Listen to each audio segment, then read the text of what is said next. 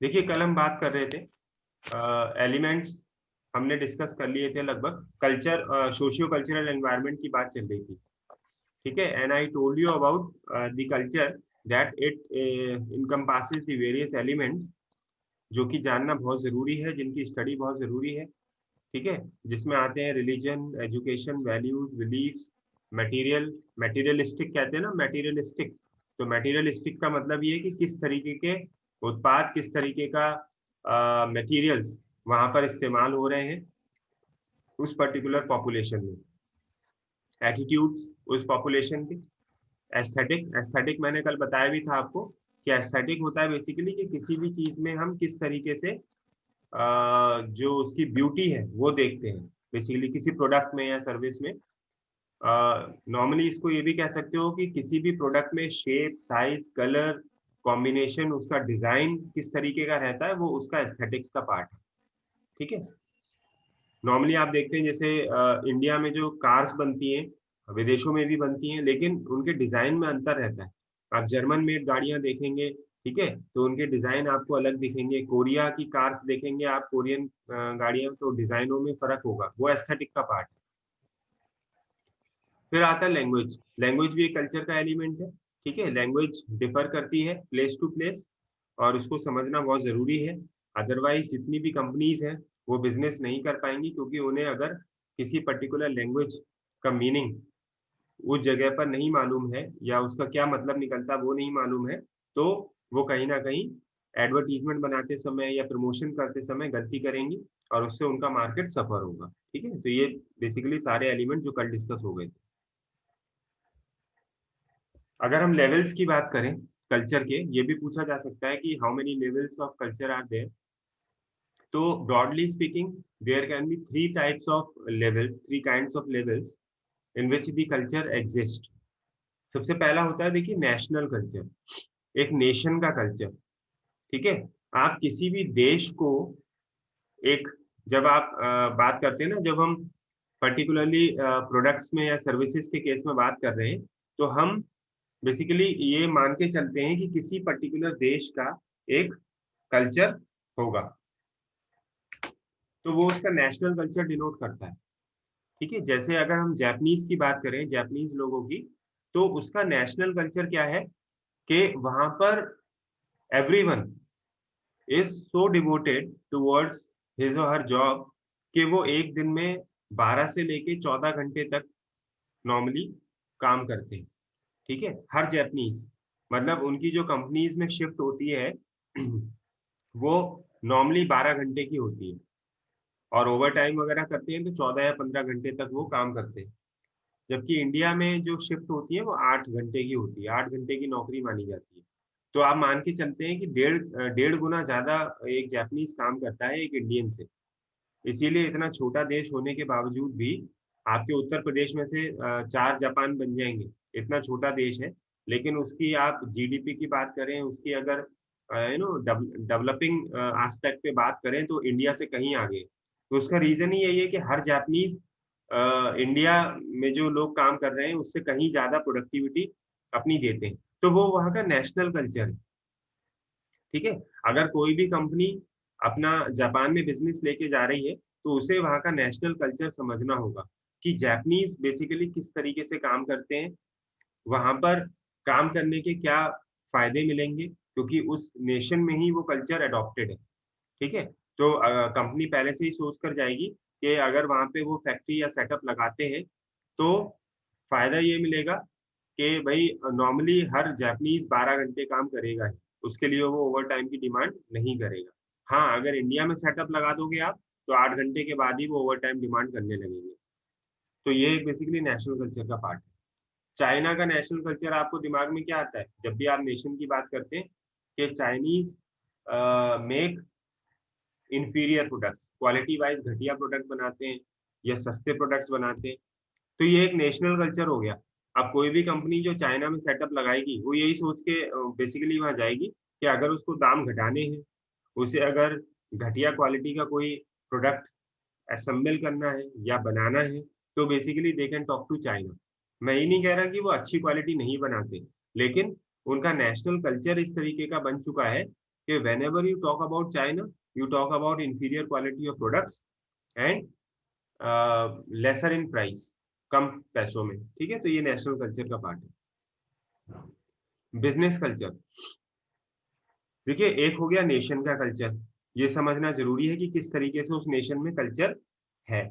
दूसरा है किसी पर्टिकुलर बिजनेस का कल्चर, यानी कि बिजनेस करते समय क्या कल्चर फॉलो हो रहा है इन टोटलिटी, ठीक है। तो इसमें क्या आ जाएगा, बेसिकली बिजनेस करने के क्या नॉर्म्स हैं, वैल्यूज क्या है, beliefs and pertain to business in a culture and tell people the correct acceptable ways to conduct business in a society। Basically ये बता रहा है कि आप किसी पर्टिकुलर देश में बिजनेस किस तरीके से करते हो, वो वहां का बिजनेस कल्चर है। जैसे अमेरिका में अगर आप बात करें तो अमेरिका में बिजनेस फ्रीडम कहीं ज्यादा है बाकी सब देशों से। मतलब आप दुनिया भर के जितने भी देश हैं, अगर आप उनको देखें और अमेरिका को देखें, तो अमेरिका में बिजनेस को बहुत ज्यादा फ्रीडम मिली हुई है। यानी कि जो बिजनेसमैन है या जो एंटरप्रेन्योर है, they are free to sell any kind of product whatever they want. आपको आपका मन है कि आप स्टेनगन बेचो, आप रिवॉल्वर बेचो, आप बंदूक बना के बेचो, आप बेच सकते हो। ये फ्रीडम सब मिला हुआ है, ठीक है। तो आप सोचिए कि आप किस लेवल पे वहां पे बिजनेस हाउसेस चल रहे हैं कि कोई भी कंपनी जो कोई पर्टिकुलर उत्पाद बना रही है वो इजिली सेल कर सकती है अमेरिका में, क्योंकि वहां पे बिजनेस कल्चर इस तरीके का है कि वहां पे फ्रीडम मिले हुए हैं। ऐसे ही बिजनेस करने का जो कल्चर है चाइना में, अगर आप देखेंगे तो चाइना में बिजनेस करना इज क्वाइट टफ, बहुत कठिन है, क्योंकि जो बाहर की कंपनीज हैं वो चाइना में सेटअप लगा तो सकती हैं, लेकिन एक जो इम्पोर्टेंट बात है वो ये कि चाइना में अगर आपके गवर्नमेंट के साथ क्लोज रिलेशन है, यानी कि अगर आपका गवर्नमेंट में जो लोग हैं, जो डिसीजन मेकिंग बॉडीज हैं, उनके साथ उठना बैठना है, तो आप कहीं पर भी बिजनेस कर सकते हो, ठीक है, किसी भी तरीके से कर सकते हो। लेकिन अगर आपका गवर्नमेंट के साथ 36 का आंकड़ा है या आपका गवर्नमेंट के साथ पटरी नहीं खाती, मेल नहीं खाता है, तो आप चाइना में बिल्कुल सरवाइव नहीं कर सकते। किसी ना किसी वजह से आपको पेपर वर्क पूरा ना दिखा के आपके बिजनेस को लॉस होगा ही होगा। ये घटना है बेसिकली मैकडोनल्ड्स के बारे में। मैकडोनल्ड ने चाइना में फेमस एक स्क्वायर जगह है, स्क्वायर चौराहा करके एक वो है प्लेस, जहां पर उन्होंने जमीन खरीदी थी मैकडोनल्ड्स ने अपना रेस्टोरेंट वगैरह ओपन करने के लिए, ठीक है। रातों रात किसी दूसरी पार्टी ने वो जमीन खरीद ली, जबकि कागज मैकडोनल्ड्स के पास थे, क्योंकि दूसरी पार्टी का गवर्नमेंट के बहुत बड़े अधिकारियों के साथ क्लोज रिलेशन था, तो उन्होंने रातों रात उनको वो ट्रस्टी सौंप दी, ट्रांसफर कर दी। और मैकडोनल्ड उसके लिए उन्होंने केस भी लड़ा, लेकिन उससे कुछ हुआ नहीं, क्योंकि चाइना में बेसिकली बिजनेस कल्चर ही यही है कि जिसके गवर्नमेंट के साथ ताल्लुक है वो अपना बिजनेस आगे इजिली कर सकता है, बाकी लोग सफर करेंगे, क्योंकि वो सोशलिस्ट है और कम्युनिस्ट भी है, ठीक है। तो ये बेसिकली वहाँ का बिजनेस कल्चर है, वहाँ का कल्चर ही ऐसी है। फिर बात आ रही है ऑक्यूपेशनल एंड ऑर्गेनाइजेशनल कल्चर। देखिए सबसे बड़े लेवल पे तो नेशनल कल्चर समझना जरूरी है कि नेशन का क्या कल्चर है, यानी देश में क्या कल्चर है। फिर आपने समझा कि बिजनेस करने का कल्चर क्या है सेकंड लेवल पे। तीसरा और सबसे छोटा लेवल है ऑक्यूपेशन का या ऑर्गेनाइजेशन का क्या कल्चर है। हो सकता है कि बिजनेस का कल्चर हो कुछ, लेकिन उस बिजनेस करने में कई सारे ऑर्गेनाइजेशन शामिल हैं, ठीक है। किसी भी इंडस्ट्री में देर आर वेरियस ऑर्गेनाइजेशन, तो हर ऑर्गेनाइजेशन का एक अपना अलग कल्चर है। जैसे अगर हम बात करें इंडिया में, तो इंडिया में कई सारे बिजनेस हाउसेज हैं, ठीक है, कई सारे एंटरप्रेन्योर्स हैं। अगर आप बात करें बड़े ही, तो आप रिलायंस को एक रखते हो एक लेवल पे कि रिलायंस एक ऑर्गेनाइजेशन है। आप टाटा की बात करते हैं, गोदरेज की बात करते हैं, ठीक है। आप ऐसे ही और भी जो ऑर्गेनाइजेशन है उनकी बात करते हैं, विप्रो वगैरह। तो ऐसे ही ये उनका ऑर्गेनाइजेशनल कल्चर है कि जब आप टाटा की बात करते हैं तो टाटा का ऑर्गेनाइजेशन कल्चर क्या है, टाटा मीन्स ट्रस्ट। तो वहां पर जितने भी लोग, जो भी एम्प्लॉयज हैं वो वर्क कर रहे हैं, ठीक है, कभी भी टाटा में आपने नहीं सुना होगा कि किसी एम्प्लॉयज को निकाला गया, या इवन एम्प्लॉयज भी अगर टाटा कंपनी ज्वाइन करते हैं तो दे वॉन्ट क्विट, छोड़ते नहीं है कंपनी जब तक कि मतलब इजिली वो इजी डूइंग कंपनी है, और कंपनी भी नहीं निकालती है क्योंकि वो अच्छे एम्प्लॉयज को कभी भी बाहर नहीं करते, ये टाटा का कल्चर है।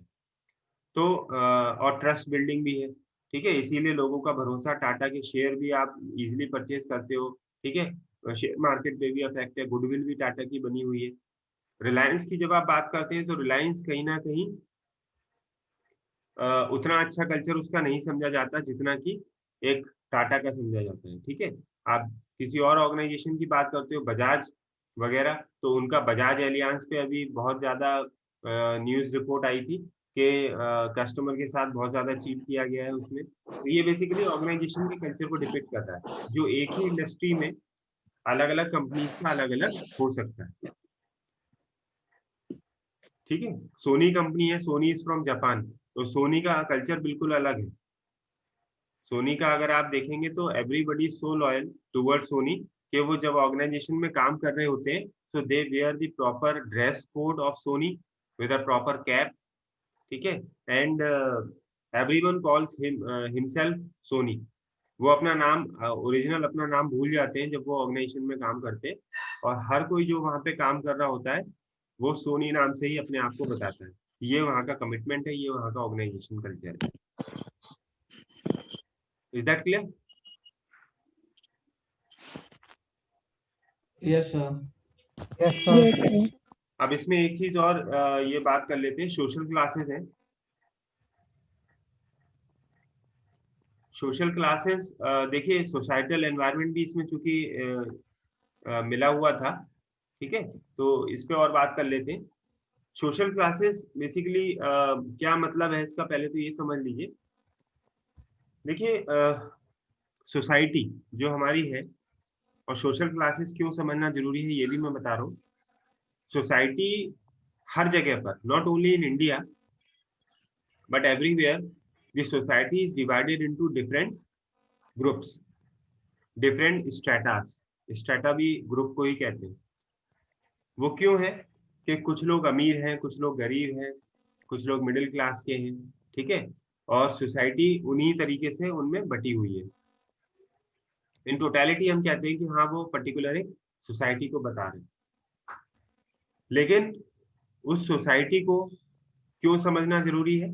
क्योंकि जब आप सेगमेंटेशन करते हैं, सेगमेंटेशन सभी ने सुना होगा, जानते भी हैं, ठीक है।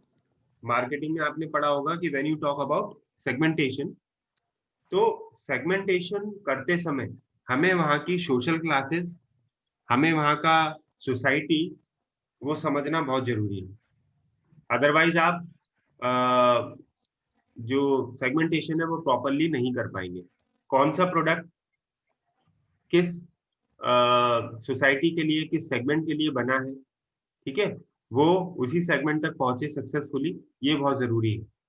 तो खासकर जब मैं इंडिया की बात कर रहा हूँ, इंडियन सोसाइटी की, तो according to Kotler, Philip Kotler, उन्होंने 7 तरीके की सोशल क्लासेस बताई है, ठीक है। 7 भागों में या 7 तरीके की सोसाइटी उन्होंने डिवाइड करी है। क्या है वो? सबसे पहले है अपर अपर। अपर अपर बेसिकली मतलब होता है एलीट क्लास, बिल्कुल, ठीक है। जनरली आप जो पाएंगे, जो पुराने राजघराने वाले लोग हैं, पुराने लोग जो, जिनके पास कब से पैसा है उन्हें खुद नहीं मालूम, जब से पैदा हुए तब से उन्होंने पैसा ही देखा है, ठीक है। तो ऐसे जो राजघराने हैं जिनके पास पैसा अनलिमिटेड है, गिन गिन भी नहीं पाएंगे आप, इतना पैसा है, वो बेसिकली अपर अपर का पार्ट है, ठीक है।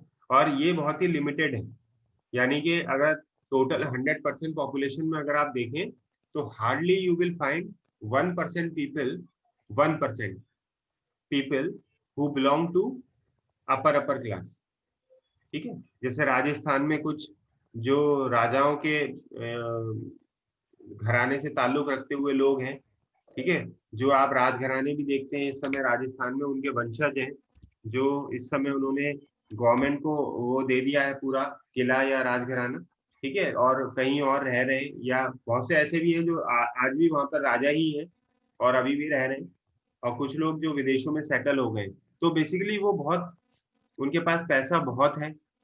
अब हम इसकी बात क्यों कर रहे हैं ये और समझ लीजिए, वो कौन सा प्रोडक्ट इस्तेमाल करते हैं। ठीक है, तो वो ऐसा नहीं होगा कि उनके घर में निरमा आ रहा होगा या लक्स साबुन से नहा रहे होंगे। ठीक है, वो उनके यहाँ जो भी प्रोडक्ट्स होंगे ना, वो बहुत ही, जिसे आप कहते हैं ना एंटीक, बिल्कुल ऐसे जो कहीं आपको दिखेंगे नहीं। उनके यहाँ घर में जो पार्टीज भी हो रही होती हैं, तो वो राजघराने से ताल्लुक रखते हैं, तो वो दूसरे लोग जो जो उन्हीं की क्लास को बिलोंग करते हैं, उन्हीं को ही इनवाइट करते हैं। और अक्सर आप ऐसा पिक्चरों में भी देखते हैं, आप टीवी में धारावाहिक भी देखते हैं। ठीक है, जो ऐसी बातें होती है ना कि ये मैंने पेरिस से मंगाया है, ठीक है, ये वाला, ये जो टेबल लैंप है ये लंदन से आया है। तो ये बेसिकली ऐसे ही घरों में ऐसी बातें होती हैं जो अपर अपर को बिलोंग करते हैं। ठीक है, बिल्कुल एलिट, मतलब इनके लिए आपको एक्सक्लूसिव चीजें बनानी पड़ेंगी। ये वो चीजें परचेज नहीं करते जो ऑर्डिनरी होती हैं, जो नीचे के, जो बाकी के सोसाइटी मेंबर्स परचेज करते हैं, वो आपको यहाँ पे नहीं मिलेंगी। ठीक है, गाड़ी भी खरीदेंगे तो रॉयल्स रॉयल्स की खरीदेंगे, या जैगवार या मर्सिडीज खरीदेंगे, जो बिल्कुल लेटेस्ट होंगी, जो किसी और के पास नहीं होंगी। तो ये अपर अपर क्लास है। फिर आ रही है लोअर अपर, यानी इसी अपर अपर से थोड़ा नीचे जो क्लास बैठ रही है वो लोअर अपर है। लोअर अपर क्लास है ये भी, इनके पास भी पैसा बहुत है, लेकिन ये पैसा इन्होंने अभी कुछ सालों में जनरेट किया है। ठीक है, यानी कि ये पहले से अमीर नहीं थे और अभी कुछ सालों में इनके पास इतना पैसा आया है, तो that's why they are lower upper. इसमें कौन आ जाएंगे, जैसे रिलायंस ग्रुप, धीरू भाई अंबानी। तो धीरू भाई अंबानी ने जब से बिजनेस शुरू किए, तब से उनके पास रिलायंस ग्रुप, और अनिल और मुकेश के पास जो पैसा है बेसिकली वो इसी वजह से ही है। आज से 100 साल पहले नहीं था, हाँ पिछले 40-50 सालों में वो अमीर हुए हैं। तो ये लोअर अपर है, शाहरुख खान, अमिताभ बच्चन। ठीक है, तो ये लोग बेसिकली किस क्लास को बिलोंग कर रहे हैं, लोअर अपर क्लास को। इनके भी प्रोडक्ट्स आप देखेंगे, इनकी भी जो शॉपिंग आप देखेंगे वो मुंबई में नहीं होती है, वो भी पेरिस से शॉपिंग करेंगे। ठीक, ज्यादातर चीजें उनके डिजाइनर्स, कपड़े वगैरह होते हैं उनके, सबके अपने डिजाइनर्स हैं, वो बनाते हैं। तो इनके प्रोडक्ट्स भी एलिट होते हैं, सबसे अलग। जैसे सलमान खान का ब्रांड देखेंगे तो बीइंग ह्यूमन, तो वो जो टी शर्ट पहनते हैं, वो जो जीन्स ट्राउजर जैकेट वगैरह जो भी पहनते हैं, सब पे बीइंग ह्यूमन लिखा होता है। ठीक है, तो वो लोअर अपर क्लास को बिलोंग कर रहे हैं चूंकि, और उनके जो प्रोडक्ट्स हैं, जो भी एसेसरी, जो भी इस्तेमाल में आ रही हैं चीजें, वो सब अलग है। फिर आ रहा है अपर मिडिल क्लास। अपर लेकिन मिडिल क्लास है। देखिए मिडिल क्लास में बेसिकली 3 क्लास कवर हो रही हैं, एक अपर मिडिल, एक मिडिल, और एक है वर्किंग क्लास। ये तीनों ही मिडिल का पार्ट है। तो आप ऐसे समझ सकते हैं कि मिडिल में जो थोड़ा सा लीजेसी एंजॉय कर रहे हैं, ठीक है, मिडिल में भी जो थोड़ा सा अपर स्टेटस एंजॉय कर रहे हैं, वो अपर मिडिल का पार्ट है। जैसे फॉर एग्जाम्पल, जैसे टीचर्स, ठीक है, जैसे मैनेजर्स। Business class. हाँ, बिजनेस क्लास कह सकते हो। ठीक है, बिजनेस क्लास आप कह सकते हो, जितने भी छोटे बड़े जो अच्छा, बिजनेसमैन है, बिजनेसमैन हाँ वगैरह। बिजनेसमैन है, ठीक है, वो अपर क्लास, अपर मिडिल में बिलोंग करते हैं। कुछ प्रोफेशनल्स हो गए, जैसे डॉक्टर्स हो गए, आईएएस पीसीएस वाले लोग हो गए, ठीक है, गवर्नमेंट सर्विसेज में जो लोग हैं, प्रोफेसर्स हैं, ठीक, ऐसे बेसिकली लोग हैं, वो अपर मिडिल क्लास को बिलोंग करते हैं। ऐसे ही फिर उसके बाद आती है मिडिल क्लास। सबसे ज्यादा अगर आप देखेंगे, जो मेजॉरिटी है, जो परसेंटेज है, वो है मिडिल क्लास की और वर्किंग क्लास की। ठीक है, इंडिया में जो पॉपुलेशन है, ज्यादातर लोग वो मिडिल क्लास को बिलोंग करते हैं। जैसे बैंक के एम्प्लॉइज हो गए, क्लर्क हो गया, सुपरवाइजर्स हो गए मिल में किसी में, ठीक है, फोरमैन हो गए, बहुत सारे जो आपके स्कूल्स हैं, सीबीएसई बोर्ड, आईसीएसई बोर्ड, उनमें जो टीचर्स अपॉइंटेड हैं वो हो गए। ऐसे ही आप जितने भी वर्किंग में जो एम्प्लॉयज हैं प्राइवेट कंपनीज में, सेल्समैन है, वो सब मिडिल क्लास में आ गए। ठीक है, मिडिल क्लास में भी प्रॉपर, हाँ एक फर्क है कि वो प्रॉपरली अपना एंजॉय कर पा रहे हैं मिडिल क्लास में होने के बावजूद। उनके पास फ्लैट्स हैं रहने के लिए, अपने अपार्टमेंट्स हैं, ठीक है, सेविंग भी कर पा रहे हैं, तो थोड़ा सा अच्छी लाइफ वो एंजॉय कर पा रहे हैं in compare to the working class. ठीक है। जबकि जो वर्किंग क्लास है बेसिकली वो ब्लू कॉलर एम्प्लॉइज है, ब्लू कॉलर एम्प्लॉइज है, और ये टफ लाइफ जी रहे हैं थोड़ा सा, क्योंकि इनकी सैलरीज लिमिटेड है, इनके पास बहुत ज्यादा सेविंग्स नहीं है अपनी, ये जॉब को स्विच करते रहते हैं ज्यादातर, ठीक है। और जो भी प्रोडक्ट्स हैं बहुत सोच समझ के खरीदते हैं, क्योंकि लेविश इनकी लाइफ नहीं है। तो ये वर्किंग क्लास हो गई। जैसे अभी मैंने एग्जाम्पल बताया ना आपको, टीचर्स हो गए, तो टीचर्स अगर गवर्नमेंट के हैं तो वो तो मिडिल क्लास में आ गए, सरकारी टीचर को इस समय 45,000 रुपए मिल रहे हैं, ठीक। और अगर आप वर्किंग क्लास में बात करोगे तो जो स्कूल्स हैं जो हिंदी मीडियम इंग्लिश मीडियम में है, उनकी बमुश्किल सैलरीज 8,000 10,000 12,000 रुपए, तो वर्किंग क्लास का पार्ट हो गए, ठीक है। ऐसी जो बहुत से मार्केटिंग के लोग हो गए, सेल्स के लोग हो गए, जो स्टार्टिंग कर रहे हैं अपनी जिंदगी में, ठीक है, वो वर्किंग क्लास का पार्ट हो जाएंगे। अपर लोअर, अब देखिए अपर में 2 क्लास थी, मिडिल में 3 क्लासें हैं, लोअर में 2 क्लास हैं। तो जो अपर लोअर है वो ऐसा समझ लीजिए कि जो बिलो दी पॉवर्टी लाइन है, ठीक है, उससे जरा सा सही ऊपर है, जैसे रिक्शा चलाने वाले हो गए, ऑटो चलाने वाले हो गए, ठीक है। ये अपर लोअर लाइफ है। जो ढाबे वगैरह पे जो काम कर रहे हैं, जो मजदूर हैं, जो मजदूरी कर रहे हैं, डेली पुताई करने वाले, व्हाइट वॉश करने वाले, ये अपर लोअर हो गए।